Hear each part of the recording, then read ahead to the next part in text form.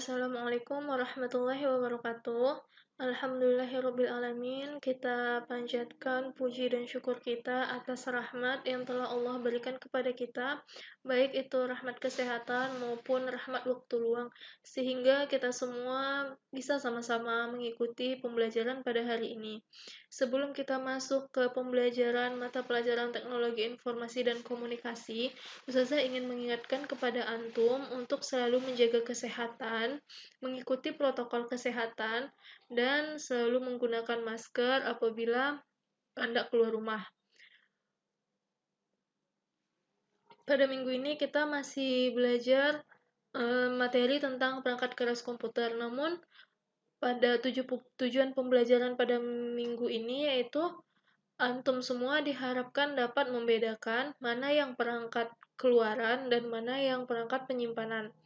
Kalau pada minggu sebelumnya itu kita sudah belajar juga mengenai perangkat keras komputer, yaitu komponen input atau masukan.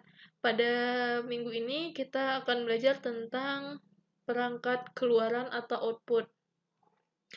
Ustazah jelaskan sedikit apa itu perangkat keluaran. Perangkat keluaran adalah semua perangkat komputer yang digunakan untuk menampilkan hasil dari pemrosesan data atau sinyal kendali. Nah, ada beberapa perangkat komponen komputer yang tergolong ke dalam perangkat output. Salah satunya ada monitor. Monitor adalah perangkat keluaran yang menampilkan informasi dalam bentuk gambar atau visual. Monitor modern biasanya berupa layar LCD atau layar LED. Karena fungsinya yang sebagai perangkat keluaran, maka tanpa monitor, komputer tidak bisa digunakan. Perangkat yang kedua itu ada perangkat printer. Printer merupakan perangkat komputer yang digunakan untuk mencetak data hasil pengolahan di CPU. Hasilnya itu berupa dokumen kertas. Yang selanjutnya itu ada speaker. Speaker sendiri adalah perangkat output yang berfungsi untuk mengeluarkan hasil pemrosesan oleh CPU berupa audio atau suara. Suara yang dihasilkan berasal dari hasil pengolahan atau pengubahan sinyal elektrik menjadi frekuensi audio. Yang kedua itu ada perangkat penyimpanan. Perangkat penyimpanan itu bahasa lainnya adalah storage. Data yang dimasukkan atau diproses oleh komputer kemudian disimpan ke dalam media penyimpanan. Media penyimpanan data yang sering digunakan misalnya adalah CD, flash disk, dan hard disk. Kita kenali satu-satu komponennya. Yang pertama itu ada CD atau compact disk. Nah, compact disk ini adalah alat penyimpanan data eksternal. Jadi CD ini eksternal, dia bukan bawaan dari komputer. Bentuknya itu berbentuk bundar, terbuat dari logam atau plastik, yang dilapisi dengan bahan yang dapat dialiri listrik sehingga bersifat magnet.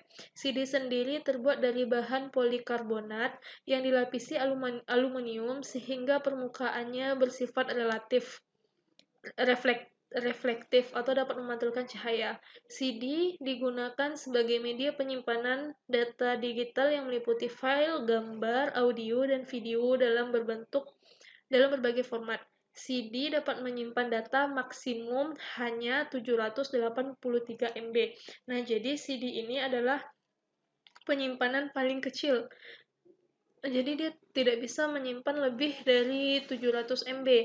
Dia tergolong penyimpanan dengan kapasitas kecil. Bentuknya seperti ini. Ustazah yakin antum sudah pernah melihat dan sudah mengenal bentuk CD. Yang kedua itu flash disk. Nah, flash disk ini adalah alat penyimpanan data eksternal yang dihubungkan melalui port USB dan mampu menyimpan berbagai format data serta memiliki kapasitas yang lebih besar daripada CD.